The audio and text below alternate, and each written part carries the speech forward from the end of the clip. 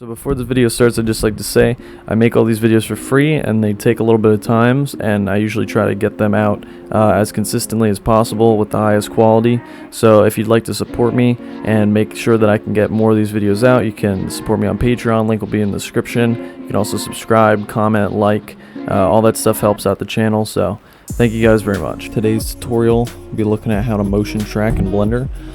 And I'll be trying to do this as quickly and efficiently as possible. So first thing you're going to want to do is when you open up Blender is you're going to go up here to the plus sign. There's all these tabs here. You're going to go to this plus sign here. You're going to click that, and then you're going to go to VFX, and then you're going to hit motion tracking. So Blender already has a built-in motion tracking tab for you, which is very efficient and helpful because you don't have to set up all this stuff by yourself. But yeah, I like the look of this. You can set it up however you want. I'm just going to keep it how it is here. So to get started, we're going to go to the open button and we're going to click that, and then we're going to hop over and find wherever you put your footage at. Okay, so now that we have our footage open, you can see we can scrub through our footage just here on the timeline, and it's a little bit choppy, and that's because we have to actually pre-render all these frames here. So what we're going to do is we're going to hit set scene frames, and now that'll set the first frame and the last frame so that Blender knows where to start and end the video. And we can go ahead and lower the amount of these frames here. I'm just going to do 350 frames, I think. That's about good for this tutorial. So we'll do 350 frames, and you can see it's still choppy because we have to actually go back to frame 1, and then we're going to hit prefetch. So go ahead and click that.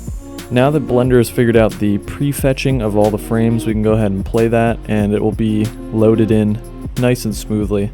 That basically just pre-renders all the frames so that Blender knows exactly what to mess around with here. So once we have that, we're going to go ahead and go over to these marker tabs here, and we're going to do a few things before we detect the features. We're going to scroll down. We're going to go down to tracking settings, and we're going to change the correlation to 90%, so 0.9. And then once we have that, it should select only the tracks that have a 90% correlation with the motion, so it'll solve it a lot smoother and also a lot more accurate. Alright, so next what we're going to do is we're going to hit the normalize, which basically normalize light intensities while tracking, and then we're going to also change this to a fine, and then we're going to go to detect features, and we're going to click that, and we'll see how that did. So it detected a good amount of features here, so we're just going to see how this works. You can go to this tab here, the detect features tab, go ahead and click that, and then we can also change the margin, the threshold. Like say if you wanted a higher threshold, you can change that to like 0.9 or something, and it's going to give you less tracks. Or you could change it lower, so you could do like 0.2, and then it's going to go ahead and give us more tracks. So for this tutorial, I'm going to change that to 0.2 just so we have a little bit more tracks. Okay, so now that we have that, what we're going to do is we're going to hit Control and T, and that's going to go ahead and begin tracking our footage. Okay, so as you can see, now that we've done that, there's a bunch of lines here, and there's a bunch of squiggly red and green lines. What you're really looking for is for this line to be completely straight across, because the more that this line is actually jumping around, the more lost track data that has been given to Blender. So if we look here, we have some good tracks in the beginning here. Then it starts to dip down a little bit, which isn't inherently bad, but you can see we start losing some tracks up here on the grass. Grass a little bit harder to track, and then if we keep going, you can see right around here we lose a lot of tracks. Like tracks here, they really don't know what the heck they're supposed to do, so we lose a few tracks when we pan down, and as we keep going, the rest of those tracks seem to be pretty okay. So really what we're going to focus on here is just deleting the tracks that aren't very good tracks. You could obviously manually track them, but just for what I want to show here in this quick tutorial. I don't think we're going to do that. We're just going to delete them because it's a lot easier. So manually, you're going to have to go through, select these, and then you're going to go to delete track, or just select them and then delete. You just hit X, then delete. So okay, now that we have deleted all the tracks that have either failed or just, you know, they're a little wonky, like they go off on the wall here and just start sliding around, because that'll give Blender bad data to actually solve this camera. It won't be able to figure out the motion of the camera. So if we go to the very end here, so obviously they all fail after the end of the frames here, but if we go to the very end here, you see that there's no tracks that are failed, or they turn red, which basically means that they don't understand what's going on. If we go over here, we can still see that there's a little bit of inflection on one of these tracks. So really, you can make this choice if you want to delete these. You don't have to. For this, we'll just keep it for now and see what it does if we solve this camera. So, and also you can go through and manually track. So the way you would do that is you go up to track here and then you do add marker, and you can see that if you're on the tracking tab over in the right, if you're over in the right here, you can see you can change from footage to track. And if you go to track and then add a marker, you'll be able to see where you're actually clicking on. You want to find a high point of contrast, so I'll just show you how to do that really quickly. We'll just go back to frame 1 here. So if we go to frame 1 and then we go to track and add marker, and we find a high point of contrast like this little black dot on the wall here, we can click that, and then what we're going to do is hit Control and T again, and you'll see it'll try its best to track all the way through our footage. So that one did track all the way through, so that actually added another marker for our wall. So say like you don't want this track marker right here because it's going a little bit wild off the wall here, or this one here too. But say you don't want this one because it's tracking a little weird, you could just retrack on the wall and then delete that one. I'm going to keep it for right now. That's just another way you could do it. So next thing that we're going to do is we're going to go over to the Solve tab on the left hand side here. We're going to go and click keyframe, because we want to use keyframing, not tripod, because we are moving a little bit around, like through the depth of the scene. We're not actually just standing still moving the camera around. We're not just standing in the scene moving the camera around, panning it. We're actually walking, so we're moving through the space. So then we're also going to go to refine here. We're going to click focal length, because we're going to want to refine the focal length, and we're going to just hit solve camera. Okay, so now that that is solved, we'll see that there is a solve error up here. It says solve error 0.62 pixels, and that's honestly not too bad. I'd say if there's anything over like a solve error of 2, then you might want to go back and retrack or manually track, or you could also try and manually reconnect where the track point is. It's basically saying that the track points are just off base by 0.62 pixels. So whatever it's trying to track, it's 0.62 pixels off, which honestly isn't that bad. So obviously the lower the number that you get, the better. If you'd want to bring that down to like a 0.1, that'd be awesome if you had that. But for this tutorial, I think this will work perfectly. And as I can see, the trackers are looking pretty good. So now that we have this all solved and tracked in, what we're gonna do is we're gonna scroll down here and we're gonna hit setup. We're gonna hit setup tracking scene. So now you can see that in Blender, up in this viewport here, we've actually created a scene with the floor and the cube, and it's tracked to our solved camera. So if we go ahead and scroll through this, you can see that we actually have our object in our scene, which it's looking pretty good, to be honest, just for that. Obviously the lower the solve error, the better the track will be. And we can also actually hop back into our layout here, and if we go into the camera, you can see that now we have our scene with our cube and our background. And what we're going to do is we're actually going to go up to the scene settings, and then we're going to click on first of all screen space reflections as always, and then we're going to go down to film, and we're going to hit transparent. So that'll basically just make it so we can render out our scene directly from the viewport through the camera view. So if we scroll through this, you can see we have our scene and it's tracked in. Now if you notice, there's a little bit of sliding going on with the actual floor and the cube, and the reason for that is if we go back into our motion tracking and then we go outside of the camera view, you can see that these track markers aren't actually resting on the ground plane here with the cube. So in the camera's eyes it looks like they're on the ground, but they're actually not. So Blender's getting a little bit confused, and it's thinking that they're tracked to this floor here. So the way we're going to solve that is we're going to go over to our scene solve again, and then what we're going to do is we're going to set a floor origin point.